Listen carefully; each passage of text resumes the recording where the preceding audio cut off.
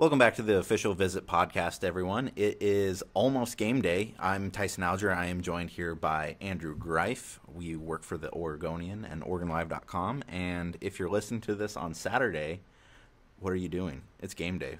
Put on some college football. If not, if it's Friday, thanks for listening. That's acceptable. But if not, watch some college football right now. I'm very excited to watch, I think, Vernon Adams go against his old team. As always, Oregon season opener is Saturday against Eastern Washington. Not your typical FCS paycheck game for the Ducks. 5 o'clock, Pac-12 networks. I expect it to be a 60-20 Oregon victory. It's going to be a rout. That's a lot of points. It's a lot of points, but the last 10 straight home openers have been won by Oregon, and Oregon scored an average of 55 points in those 10 games. Okay. This is a good Eastern Washington team. We'll get into it later. This is just the interlude. This is barely we're the preamble of the podcast. Like on the album, this is like the minute and 15-second just instrumental that kicks off the. But I just think we need to say that this is expected to be an Oregon rout. Oregon's not going to score 60. You don't think so? No, they're going to score 57? 53. Okay. 53. I think Eastern's better than some Pac-12 teams. Well, actually, That's a bold statement. I think they might have been with Vernon Adams at quarterback. I think so too. But he's not at quarterback. Is Jordan West at quarterback now? Jordan West, who's yes. more of a pocket deep thrower. They're going to pass a lot. Yeah, it's going to be a high-scoring game. Well, let's back up real quick. Beep beep. It is Thursday. We're recording this. A lot of news happened today that we should probably get to right out of the gate. Kind of our first quarter of our podcast, if you want to make a football analogy. I like that pun. Let's talk about what Mark Helfrich said today, head coach. He had his final media availability of the final week of the preseason today. And I guess one of the newsy things was that Fotu Leitao, I think I just crushed that name. Foto Leitao. He is a true freshman, whatever he's named. Look him up on YouTube because that's where most people found him anyways. 600,000 people found him, his highlight tape from Steilacoom, Washington, an hour south of Seattle. He is out there. I've heard him described as a 6-foot-tall, 220-pound human missile, and that is pretty much what got him a scholarship at Oregon, and that is what has made him essentially a pretty valuable guy as a true freshman to come in here, and he's going to play on kick coverage, maybe some punt coverage. He's a safety. I doubt he'll see the field in that capacity, but I envision this guy like Charles Nelson 2.0. Yeah. Of how he was that guy last year against South Dakota. We thought, who is that guy on special teams? Okay, so do you think he's going to be 2.0 or like a 0.5? Like, is he going to be as good as Charles Nelson was last year, or are you just saying that it's the newest installment of that kind of excitement? Yeah. Yeah. I think that he is maybe not as multi-talented. You're not going to see him be that, all-purpose we're not going to be writing about him all spring of where's he going to play. Right. Yeah. I don't think you're going to see him crack the top two at the safety position. I think that Khalil Oliver and Juwan Williams are pretty good. But I just think that when you see a guy kind of streak down as a gunner on punt or kick coverage, that's the most exciting play. One of the most exciting plays in the game, I think. Yeah. I mean, who was it that it was against Michigan State when Charles Nelson absolutely blew up that kickoff? I mean, punt returner. I mean, that was, and granted, he was whistled for hitting him early. Yeah. I think the tape might have said it was tie goes to the runner sort of thing, but that was fun to watch. But that kind of put him on the map. Yeah. And I wonder if there's going to be a similar moment like that for Fotu, who you'll be able to tell who he is. He has long flowing hair out of the back of his helmet.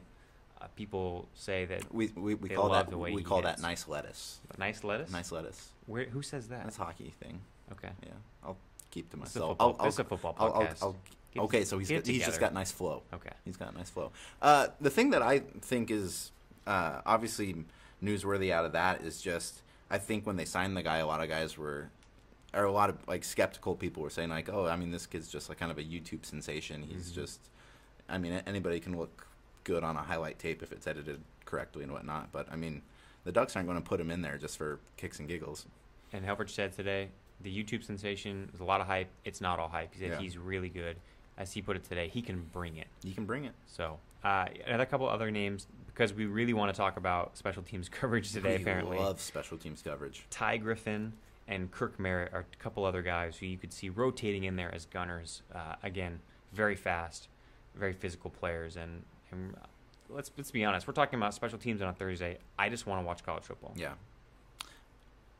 Ty Griffin would scare me if as a gunner. That guy's big. He's fast. Reportedly one of the fastest guys on the team, I think. And it's a guy who wants to play. I wouldn't want to get hit by him. Yeah, he's looking for any opportunity he can get, and this is it.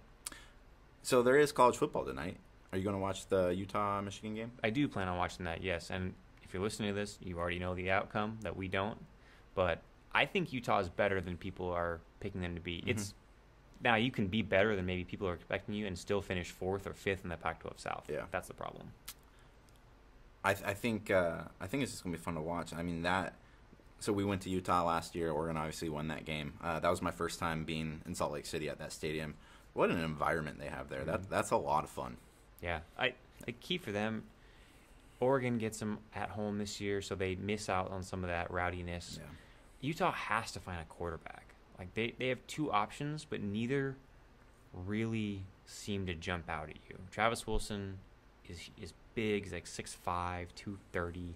I think he should be their guy, honestly. I think they're more dynamic with him in there. It's less of a, I mean, just to have that size back there, and I don't know. Yeah. I thought they were better when he played last season. That's my opinion. Sure. I could be wrong. The other piece of news real quick, Marcus Mariota, he's back in some ways on the U of O campus. He's going to be here forever. As in the form of a building. It was announced today that the Board of Trustees of the U of O is going to discuss next week in early September and potentially approve the Marcus Mariota Sports Performance Center, which would basically be an expansion of the first floor of the Casanova Center to 29,000 square feet. It would be a big, another gift from Phil and Penny Knight, of course, the Nike co-founder. The mechanics are the exact same as it has been when they gifted the Jaquez Center for the academics to the U of O and the Hatfield Down Complex. The U of O leases the land to them, or the part of the building in this case. An LLC is set up called FIT. They hire everybody, construct everything, and then when it's all done, they get to cut the bow and give it back to U of O as a gift. They have to make the maintenance costs, which are pretty significant, but they get a gift that pretty nice pretty building. much no one else has in the country. Correct. This is going to be interesting if you're Matt Mariota, his Right. brother, who will feasibly still be on the team in September 2016, when this building is supposed to open. How would you feel walking into a building named after your sibling? I'd feel right. You feel right? Yeah, I'd just be like, hey, this is the Alger building. Like who cares about first names? I mean, it's you see that? That's my name up on the wall. I mean, you got to figure there's probably gonna be some like family pictures in there, right? Well, he already has actually family photos on the Heisman Trophy. That's what I was going to say. Is like Matt Mariota's name's already on the Heisman Trophy. I mean, this kid's got it all. He's got a Heisman Trophy in his name. He hasn't even played it down at Oregon. Well, we get to talk to him next week. We do. Look for that on Oregon Live. All the newcomers are available to talk to media on Monday. Excluding Vernon Adams, who you've talked to actually before, because we circumvented the rules before they were put in place. Who are you most looking forward to talking to once we can? Excluding Vernon Adams? Yeah. Well, I might say... That's assuming that you would want to talk to Vernon Adams. Yeah. No, of course I do. That's a good question. That's a great question. Depends on... That's why I'm here. I do the hard hitters. Depends on the freshmen who play in the season opener, the true freshmen and the newcomers, because I think you're going to see, as Helfrich said today, you're going to see Taj Griffin play, Canton Kamatule on the D line, Ugo Amadi at cornerback, Fotu on special teams. You want to try that last name? Nope. Okay. I want to see who plays the best there, because I've been really impressed so far with Alex Ofadale, the way he carried himself in interviews. I really like talking with him. I hope that kid plays, because he's a great interview. Like, he's a really good interview. Just he seems to get it. Yeah. That's actually one of the things I want to watch for. I think maybe it's a good segue into what we're looking forward to in Saturday's game. I was actually just going to try to give you a nice plug for your Matt Haggerty story, because Oh. we haven't been able to talk to Oregon Center Matt Haggerty. Andrew wrote an awesome profile on him today. Good job on that. Thank you. So, can I give a quick backstory on it? Oh, yeah, sure. Go ahead. So, he's pulling out his script. Matt Haggerty is Oregon's starting center this year. Essentially, here's the Cliff Notes version. He went to Notre Dame out of high school, really liked Oregon. They were one of the first schools to recruit him. In fact, he kind of fell in love with Oregon. He said after his sophomore year of high school, was invited to a camp by Steve Greatwood at U of O. Funny story there. He arrives at the Eugene airport. He has 2 bags. One of them has all his football gear. One of them has all of his kind of streetwear. Forgets the football gear. Ooh, bad move. Or not forgets. It gets lost in the airline. So he shows up Thanks, United. Shows up in front of Chip Kelly and runs a 40-yard dash in essentially like cargo shorts, regular, street shoes, like a tank top, and even then he said that he really liked Oregon. So fast forward to 2012, he's a sophomore at Notre Dame, has a has a stroke, and fought his way back. 3 years later, he's Oregon's starting center. So anyways, we're looking forward to talking to him. Yes. 5 things that we're looking forward to in this game. 5 things we're looking forward to. The first is, for me, again, this is a yearly installment, but the true freshmen who play. Right. We don't know what they look like, how they're going to handle themselves. That's something even Helfrich said. Some guys go a little crazy before their first game. Some guys look like they've been there for years. I want to see how those true freshmen play. Okay. One thing I guess I'm looking forward to, and this isn't as much as like looking forward to the season as more of it is matchup in this game, is Eastern's going to throw the ball a bunch on Saturday, and I'm just kind of looking to see how Oregon's retooled secondary handles that. You don't have Ifo Ekpreomu, you don't have Eric Dargan, you don't have Troy Hill, so you're going to have guys like Chris Cisse, Arian Springs, Tyree Robinson, and Reggie Daniels basically making up the nucleus of that new defensive back core that is going to get tested a lot early. Which is something that they might not experience in a normal kind of cupcake first game of the season. Yeah, and that's their bread and butter. Yeah, Eastern Washington is going deep. And conversely, I guess the third thing to watch from my perspective is how often Oregon goes deep with Vernon Adams, because I know you've heard what I've heard is that's his best. Boy's got an arm. Yeah, he's got a cannon. He can go downfield. Loves making that play. Loves stretching the field vertically. And so how often they take advantage of that? They've certainly got the wide receivers to throw to. I want to see him throw to Jalen Brown. There's been a lot of talk about Jalen Brown. Let's see it happen. Stick him hands on the redshirt freshman from Arizona. Right. I want to see how well he connects with the young guys. Yeah. Like a Taj Griffin or a Charles Nelson. I want to see how he connects with Dwayne Stanford, who seems like they have a pretty good friendship. Yeah. Or at least a rapport built up. I want to see how often they let that thing loose. Yeah, I want to see what it looks like on like the 6th play of a drive when Oregon's kind of really revving that quick play engine up just to see how smoothly everything's going there. Because, Mariota had that thing down to a science. And so, I mean, obviously, Vernon's only been here for 3 weeks now. It seems like he's got a grasp of it from what people say. Another thing that I wrote in my 5 things to watch is I just want to see DeForest Buckner play. Mm-hmm. There's been so much talk about him this fall and last spring of just like how he's just pretty much the best player out there on the field right now, how he's just like a man amongst boys. I was asking Mark Helfrich a couple weeks ago about, do you put when you're deciding who's on your offensive line, do you kind of make them have to go through the gauntlet of DeForest Buckner? And he just kind of laughed and said, yep, they got to do it. And so this is a player in his college prime playing against an offensive line that's probably not one of the best ones they're going to face this season. So that's just going to be like a fun time to sit back and watch a good player do his thing. Yeah. I was surprised to read that Eastern Washington's front 5 averages about 300 pounds, just shy of 300 pounds. That's a pretty big line. Yeah. I don't know. I don't think it's hard to get big boys down at that level. It's just, I think the difference between like maybe Oregon and lesser programs is you can get that size, but you have that speed and technique and everything that goes with it as well. Right. Go ahead. Oh, no, it wasn't going to be as good what you were going to say. I'm going to stay for the last thing to watch for me is on the defensive line as well. Mm-hmm. I want to see Henry Mondu. He is local boy. He has got so much praise. The expectations feel very high, for as high as they can be for a sophomore defensive lineman. But people just go out of their way to say how good of an off season he had, gaining weight. Just becoming much more active in the playbook. Listen, I don't know how to grade defensive linemen like Ron Aiken does, the defensive line coach. I don't necessarily know the nuances of gap holding and knowing when a guy is holding his gap and when a guy is supposed to attack. And when the mistakes happen in that. But I just think that he has got so much praise. I want to see what it's all about.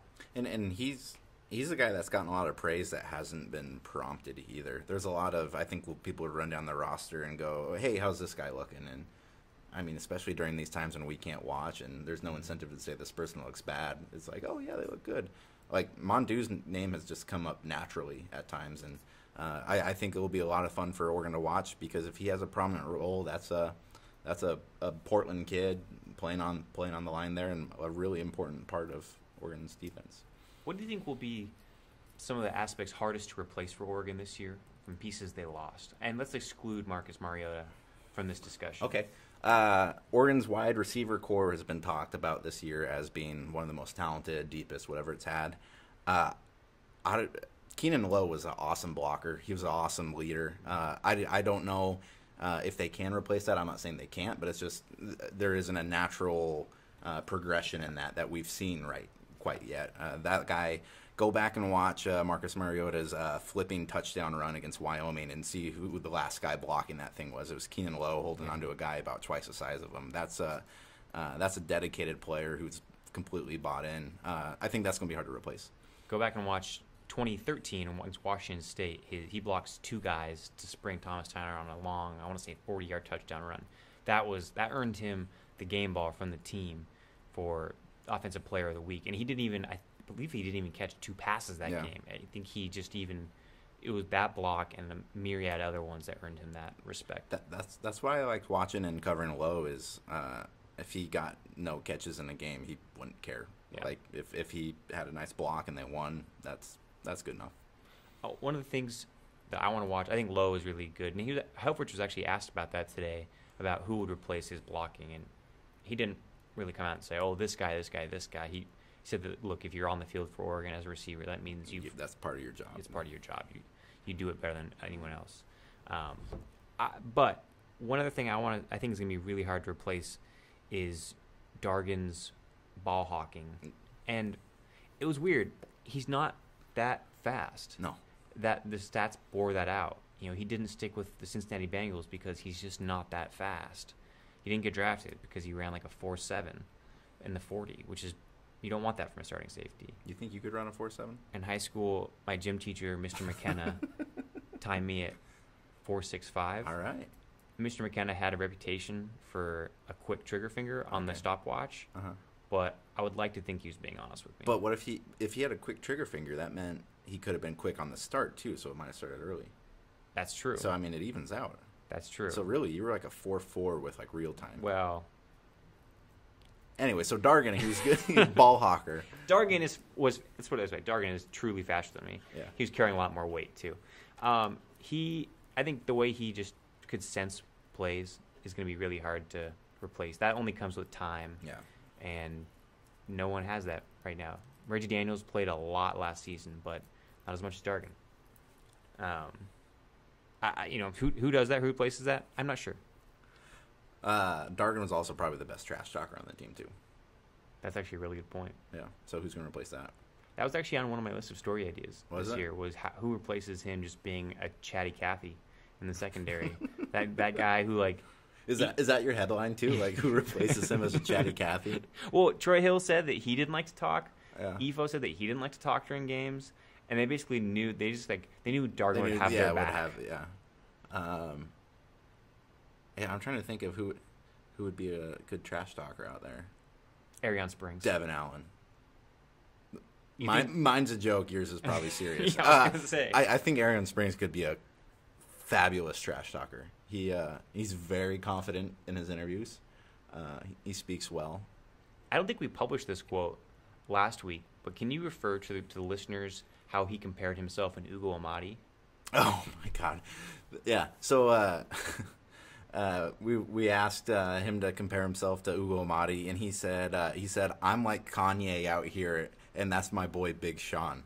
And we're not going to give you any context to who those people are if you don't know. Just go out and Google it. Yeah, I completely forgot. How did I not put that in the paper? Yeah. I can't believe he didn't even tweet that. Oh, man. Anyway. Boy, what a bad week for me. Springs is a guy, he's like that classic corner that you want. maybe he's inexperienced, and he is. I think he had 9 tackles last year as a true freshman. But that guy has a short memory. He is confident to the point of being cocky. It probably spills over into that realm. Yeah. But he is totally that guy that you want to just think he's going to shut down every player on every play. And I think you have to have that in the secondary, especially this one. It's going to get thrown at a ton. Yeah. It's the Pac-12. You got to have that. People throw the ball. Hey, since Brendan Adams has joined the team, has your outlook at all changed on Ducks win-loss record? On the win. So I think when we did this earlier, you had them at 3 losses for the season, and I think I had them at. Did I have them at 3 or 2? I will say that it's about the same because I was assuming Vernon Adams was going to win this competition. If I had them at 3 losses, I'm feeling more 2. I thought USC could have maybe knocked them off, and I mean, this isn't any indictment of any of the players on USC, but just the Sark stuff going around, like that just seems like a team that like is going to fumble it at some point. Like, and I think Oregon at home is a team that if you don't have your stuff together going into Autzen Stadium playing Oregon, you're not going to come out with a win. That's carbon copy exactly what I was going to say, because that's the one I felt when I made that prediction. You know, Michigan State on the road, yeah, I think they could lose that. I don't think they're going to win that game. You know, Arizona State on the road, we'll see. That's the long way off. I think that Berkovich is going to be pretty good at quarterback. But USC was the one where I thought, you know, they had the athletes, but the depth isn't there yet with the sanctions. They still feel the weight of that. Yeah. Not on the first line of the depth chart where they're still very good, but second and third team, they just don't have that depth that Oregon does. And then, Sark, people say he's not a championship level coach. We don't know that. Yeah. Like, he's a Washington. He did what he did there. USC had a rocky first year, but you know what? He's going to have the athletes. We don't know quite yet. Yeah. Here's my opinion about Oregon. I think they are better than every team that's on their schedule right now. I don't think they're better than Michigan State at Michigan State. And I do think that, you know, I think at some point, whether it's at Arizona State or at Stanford, they're going to get knocked off at one of those games. Not because they're the worst team, but it's just a long season. A lot of things can happen. And you don't have Marcus back there to kind of bail you out when things aren't going the right way. Yeah, I think that's fair. Should we wrap this up, or do we have more stuff to go? Well, I'm just going to have one more note, just for kind of fans listening. I did talk to some people at Oregon today, and I wrote a quick story about it. But there's a good chance when you're listening to this, there might be some tickets left for this game. When you're listening to this, there are definitely going to be tickets left for Georgia State. There are about 3,000 tickets left for that game. What's the sellout streak at right now? It's at 103 games entering this weekend. So barring a surprise, it'll be at 104. But Georgia State is they're a very bad program. They're a very new program. So you have to, and they're already at 1A, I believe. So that's tough. And they don't have Bob Stitt. Right. Montana grad Tyson Alger reminding us. But and so they've claimed fewer than 500 tickets. The students aren't back yet from UVO, so there's a big glut of tickets. That could be where the sellout streak, quote unquote, sellout streak ends. But do they? We're not sure. You probably have more insight on this. Like, let's say game day shows up. It's terrible weather, and like half the stadium's there, but they've sold. Do they go buy tickets sold, or like mounting people through the gates? That's a sellout. If you sold all your tickets, right. If you distributed all your tickets, then you have sold your game out. Kind of like it was definitely a full house at Cal after halftime 2 years ago when the rains hit. That was a very poorly attended game last year. All right, so Ducks and Eagles at 5 p.m. on Saturday. Pac-12 Networks. We're going to have a live chat throughout the game. Either of us, we're going to pop in the first or second quarter. You can kind of chat with us within the live chat. Don't bother us in the second half, though. Yeah, that's our time. Yeah. But we're going to be on Twitter all throughout the day as well. We're just excited to do this thing. All throughout the next week, we're going to have a ton of coverage, kind of recapping the game. Looking forward to Michigan State, the most anticipated game on the schedule. And thanks for listening along. And I'm sure there's going to be some questions heading into Michigan State. This is generally our question and answer podcast. We didn't have as many for it this week, but bring them next week. It's going to be awesome. East Lansing, look out. Yep. It's a faceless opponent, but yes. Official visit out.